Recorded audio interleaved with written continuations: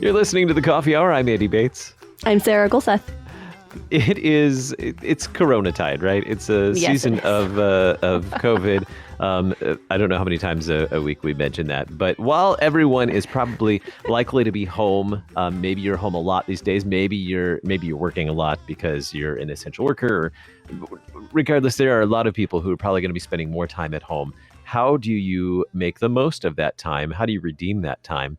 There are so many ways to do that. Maybe it's taking up a hobby. What are your hobbies? We're going to talk with some of our friends about their hobbies that they've been carrying on, some for many years. So we're going to have some conversations in this series on hobbies about that.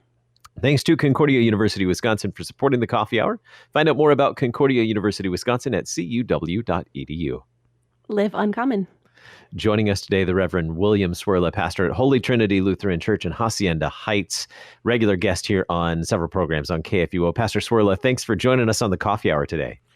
Great to be here. You confused me with saying you said it was Corona time, so I dropped a wedge of lime into my cup of coffee. It's just a total mess here. So it's Corona tide, just like we have Eventide and Christmas tide. Corona tide. Oh, it's a tide. How long does the season go? That's what we're not sure yet. We don't know. This is like Lent that never ends. It's according to everyone else, it's unprecedented. So yes. Oh, it's precedented. The world has done this before. Unprecedented. Exactly.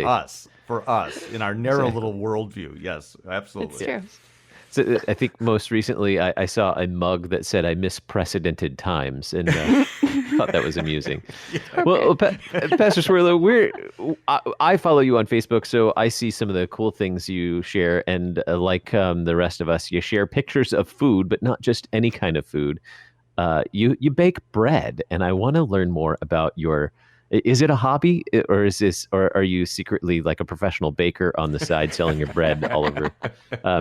No, you don't want to be a professional baker. They don't live very long. That's a hard way of life. No, respect the baker. Where did your interest in bread baking begin? Because bread is what I see all the time on Facebook. Where did this interest in bread baking begin? Yeah, I think, thinking back on it, I think it started in 2013. I'm not sure why. And I had done it before, way before in my early adult life. And then I kind of gave it up for a while, and I gave up cooking. I used to do a lot of cooking too, because my wife's such a good cook. Why bother? It's just kind of just hang out and let her do her thing. But then her work situation changed, and so I got back in the kitchen again. And I don't know, I just got this itch to make bread, and I broke out one of my mom's recipes, and it failed miserably. It was a total disaster. And then I got this book. It was called Artisan Bread in 5 minutes a day or something like that. So I call it bucket bread, where you just make a dough in a big bucket and you stick it in the fridge, and you just take out a glob and bake it whenever you want. But you don't knead it. It's a no knead technique, which has become kind of like fashionable. And so I started messing with that, and it was pretty good. And that got me back into dough and got me back into bread. And I never do anything halfway, and I never do anything easy. So once I get into something, then I have to take it to like the highest level I can possibly take it, until I get so frustrated I quit. But this is kind of stuck. I've done this for going on. I think in my 8th year of bread making, and it's not a hobby any more than you would call cooking dinner a hobby. I consider myself a home baker or home bread maker. I don't bake cakes and pies and that sort of thing. That's my wife's domain, cookies. But if it has yeast in it, then I'm interested. So I do the breads. But I bake about once a week or once every week to 10 days. We don't eat a lot. As you know, you eat too much bread and the scale doesn't like you. So, and my blood sugar always kind of hovers at the sort of the stage whenever I go to the doctor. So, I try to kind of keep that to a reasonable minimum. So I really only have bread only at breakfast. But I've learned creative ways of freezing it and thawing it so it tastes fresh. But I make it about once a week, once every week or 10 days. And I have about 20 breads that I've messed with, but I have about 3 or 4 that are go-to that I've kind of settled in that I really like making. So, yeah. You say 20 different? I didn't know there were 20 different kinds of bread. there's Although hundreds. I can't eat bread because I can't eat grains. But what are these 20? Oh, I don't know if we have time for all 20. What are some of your favorite I of won't the list 20? them, no. So are you one of those people, like, whenever I put a picture of bread up, it's, oh, I wish I could eat bread. People do that. They take something on Facebook and they immediately make it about their own narrative. Yeah. It's like, I don't do that like, anymore. I used to. This is my page. You put your health problems on your page, and I just keep scrolling. That's a key thing in social media. Keep scrolling. Keep moving. No, 20. Basically, bread is 4 simple ingredients. It's flour, water, yeast, and salt. That's bread. And the yeast may be commercial thrown in, or it may be naturally cultivated. It doesn't come from the air. People think it comes from the air. It doesn't. It comes from usually the grain that's used to make your starter. Usually whole rye has a lot of yeast that sticks to it. But as every grain, every fruit, everything's got yeast. That's why fermentation happens. But it doesn't come from the air. The bacteria come from the air, though, and that's what gives it its characteristic tang and local flavor. But flour, water, salt, yeast, that's bread. Everything else is additive. So, you can throw in milk, you can throw in butter, you can throw in flavors, spices, things. And so that makes all your variations of bread. But all bread at its heart is flour, water, yeast, and salt. So we won't have to go into my 20 because they're all the same at the heart. So you don't need a lot of recipes. You just need a couple of methods and some techniques, and then you can go to town and just have fun. But my go-tos are a sourdough. It's a very classic kind of sourdough that I've just recently kind of gotten the knack of. I make bagels. I make one of our favorites at home is a semolina bread. It's an Italian. It's from the Puglia region of Italy.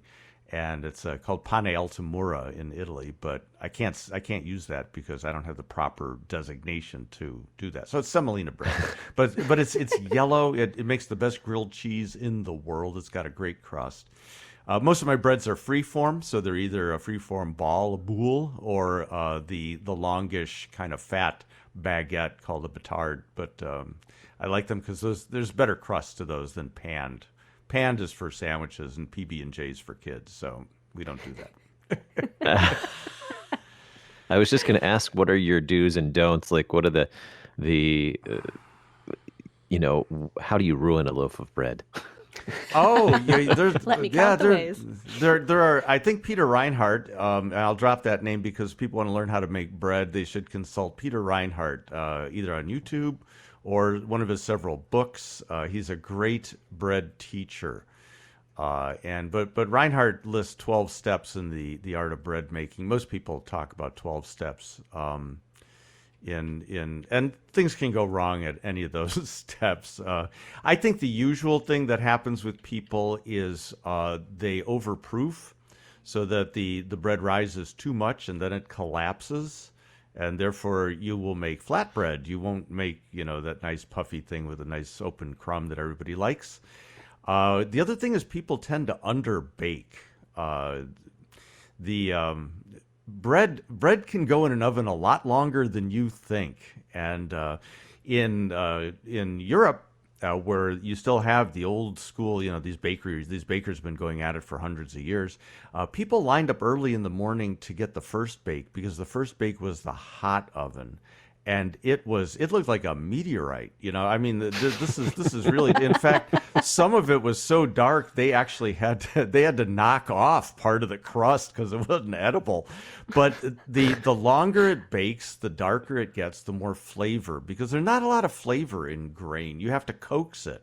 And that's where souring, fermentation comes in. That's where baking, good hard bake comes in. By the way, when you don't add fats and sugars and things, sweetbreads, you bake at a lot higher temperature. I start at 500 degrees, and then let it drop as it goes on. But that gets you a nice big rise and your full flavor. But there's no sugar in it, and there's no egg or milk. If you put any of that in, you got to lower the temperature because the sugars will burn. So under baking and overproofing, the two rookie mistakes. Do you have a most memorable mess up? Oh, yeah, my memorable mess up.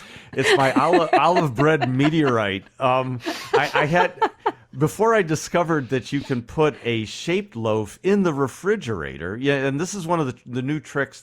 We don't make bread the way Mom and Grandma used to. So you can do cold fermentation. So yeast are still active at 40 degrees in the fridge. Slow, they're sleepy, but they're kind of like me most days, and so. You get a nice long ferment, well-developed flavor, and a lot of control. You see, like my sourdough takes 3 days to make, but it's not 3 days of work. It just runs in the background of my life. And so by the time you're ready to bake, the loaf is fully formed. It's in the fridge, and I can pull it anytime I'm ready to bake within reason. You got about 36 hours to do that. Otherwise, you can have one dense pancake. It's just not going to be any good.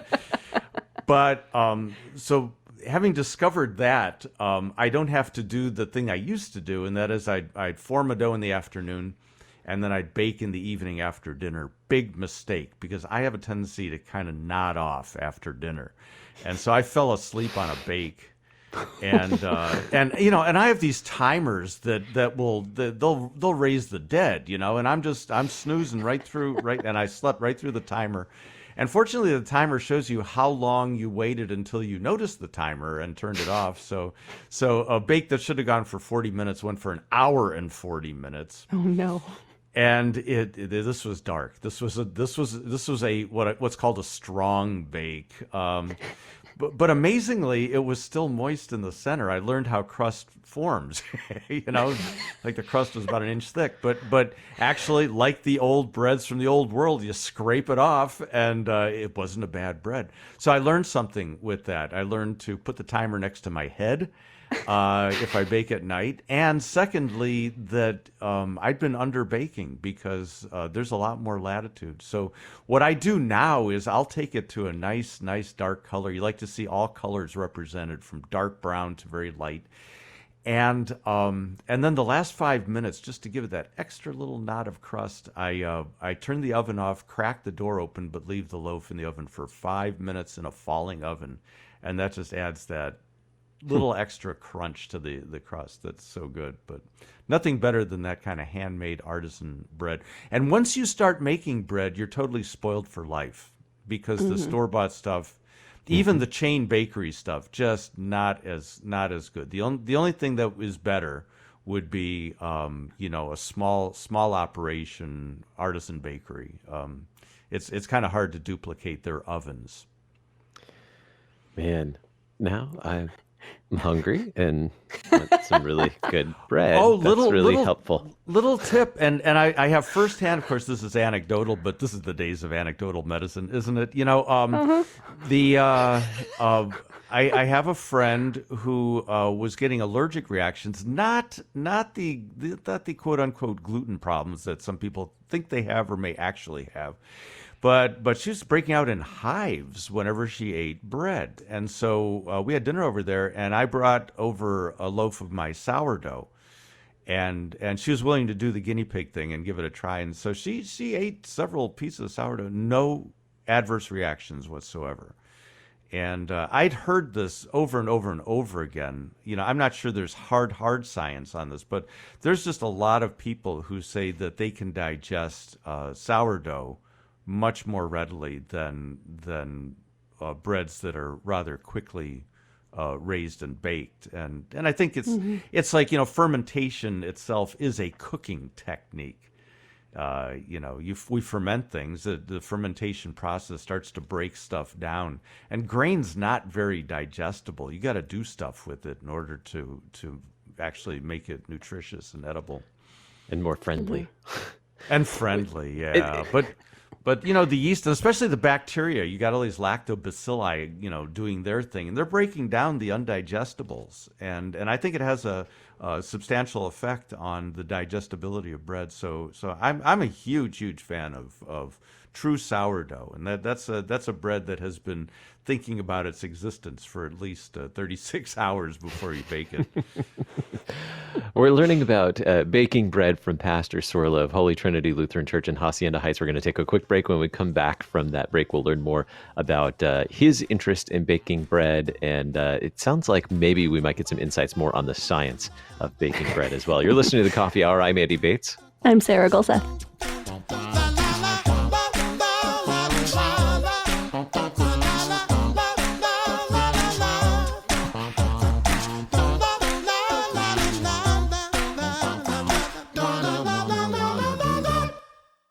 You're a miracle. You know that, right? A living, breathing, one-of-a-kind miracle. You were created to stand apart, to share your gifts in the service of others, to make an uncommon impact in a common world. And at Concordia University, it's our mission to help you do that, to live uncommon. To learn more about Concordia, go to cuw.edu.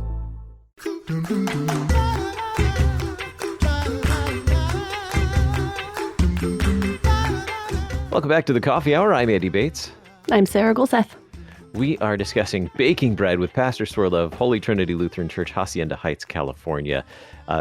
Pastor, earlier you were sharing with us your techniques for baking and the things that you've learned along the way that really make a good loaf of bread.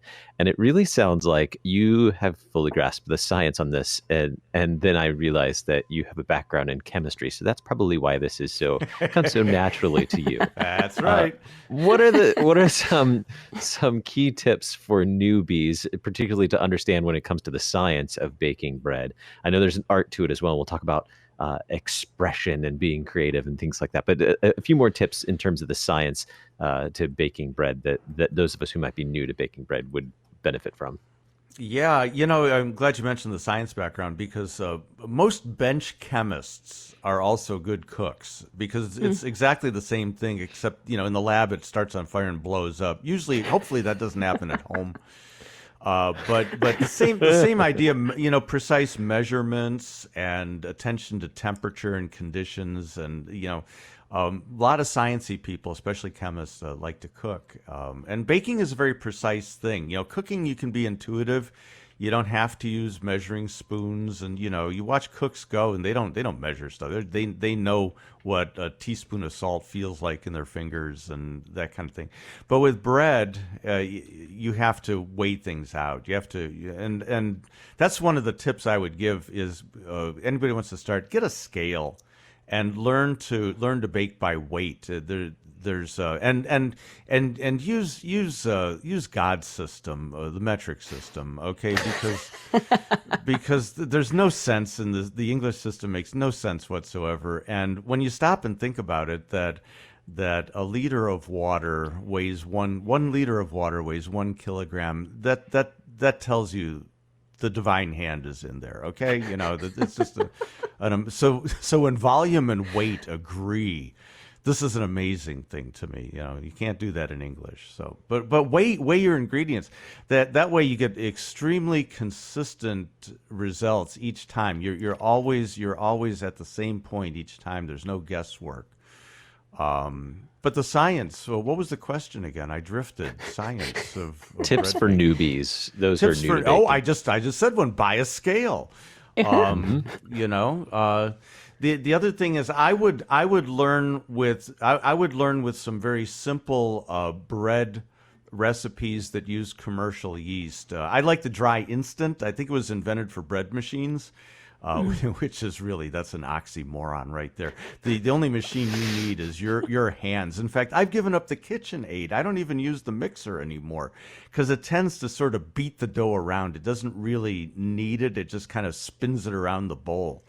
And so I just make my breads in a big plastic bowl with my hands and a scraper. That's the other thing you need, one of those white scrapers. You'll love these things. You scrape the kitchen countertop. It's like an extension of your hand. But you don't need a lot of equipment. Don't spend money. Just get a scale though, and learn to bake by weight. And so when you do that, then all your recipes aren't recipes; they're just formulae. So when people ask me, "Oh, what's your recipe for this bread?" I give them this cryptic: flour 100, water 72, salt 2. And I just recited a basic bread formula. I made bread at a camp once without having any notes or anything else. I had access to a really good kitchen though. But I didn't need any because I know the percentage or the ratio percentages of what bread is. So learn a little bread math. King Arthur Flour has great instructive videos on everything. And so kind of study that. But I wouldn't start with sourdough. Don't try to do the tartine bakery thing from San Francisco. Yeah, it's cool. It's very wasteful, and you'll be very frustrated. And but just start with the basic. That's why that artisan bread in 5 minutes a day, the 5 minute a day, no knead people. That's a great place to start. And if you learn how to kind of stretch and fold your dough a little bit, just kind of get in there, get sticky. Don't be afraid of getting your hands dirty just a little bit. You get a better bread because bread should be kneaded a little bit, but not kneaded the way Grandma did. Grandma was doing cardio at the same time she's making bread. No.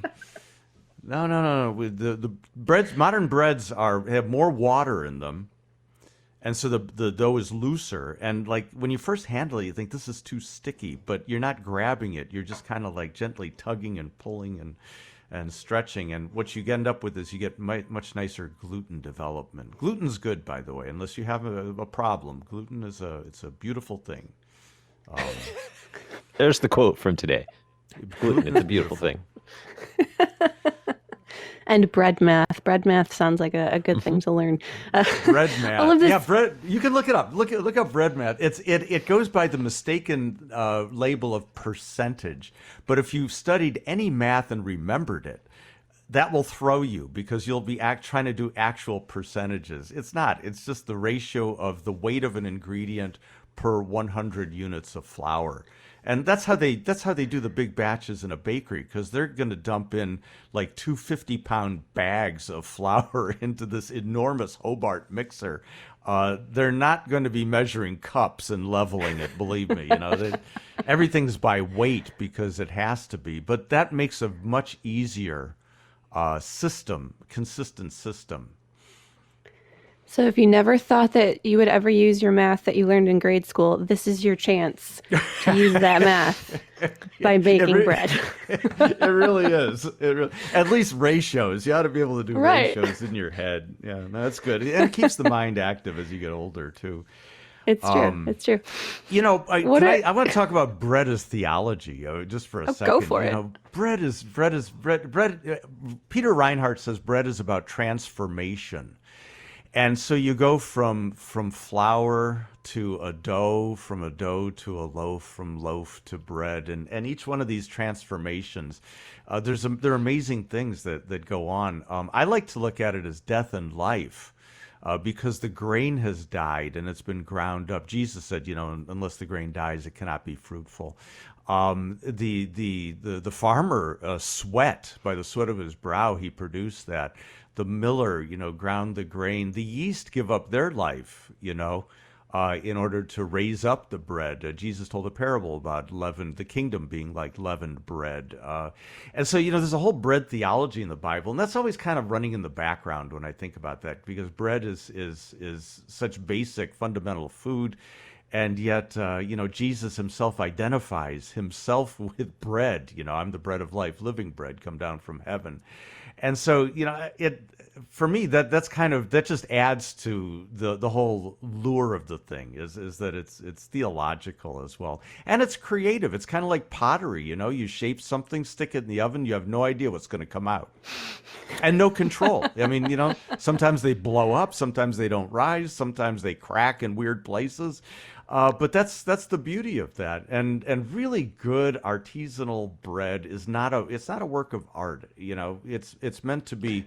Oh, another noob mistake: do not cut hot bread unless they're rolls. If they're rolls, go for it. Whatever. But bread is always better an hour and a half later. Let it cool down. Let the steam and the water kind of go to their proper places. Because if you cut a loaf of bread that's hot, all the steam escapes. That's moisture you have lost, and you'll have a crouton by the end of the day. So don't do that. But let it patience.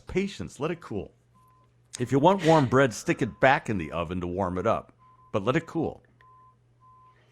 So what are some ways to be creative? You mentioned the various different types of bread that you make. What are some of those ways to be creative and to try new and exciting things with that simple recipe?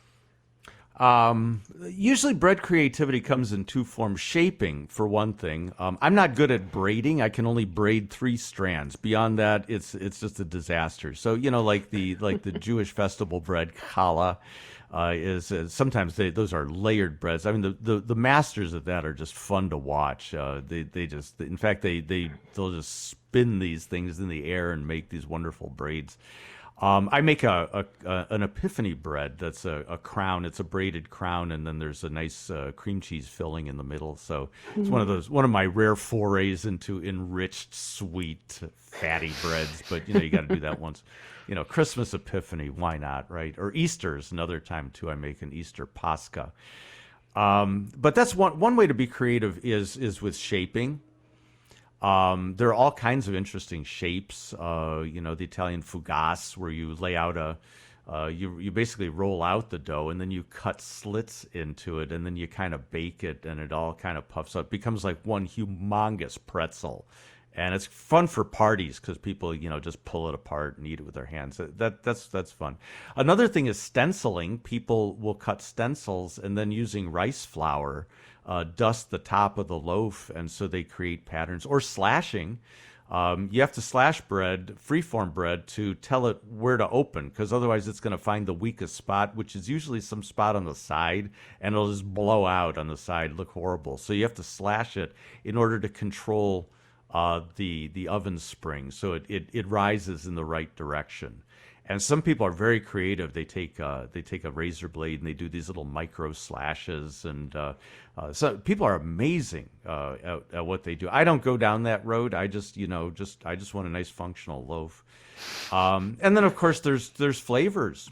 You can put anything into bread and call it a meal. Pizza is just a flat bread with whatever you've got. That's how pizza got started. It was leftovers on top of a flatbread. So you can roll stuff into dough and bake it, and sometimes you just put things in and try your luck and see what happens. So, but for me the joy is just having a decent loaf of daily bread. Or a decent slice of daily bread. Don't eat a loaf. Oh, I could eat. Don't eat a loaf. No. We are all out of town. All out of time.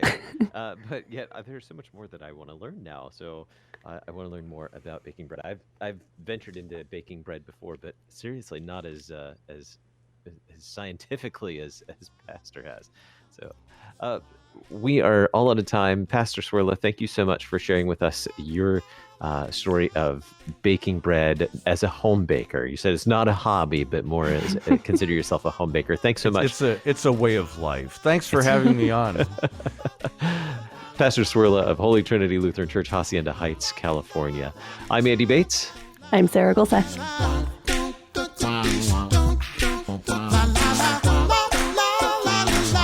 The Coffee Hour with Andy and Sarah is a production of KFUO. To support the Coffee Hour and KFUO Radio, visit KFUO.org. You can also text KFUO to 41444 or send an email to gifts@kfuo.org. And you can call us at 800-844-0524. KFUO. Christ for you, anytime, anywhere.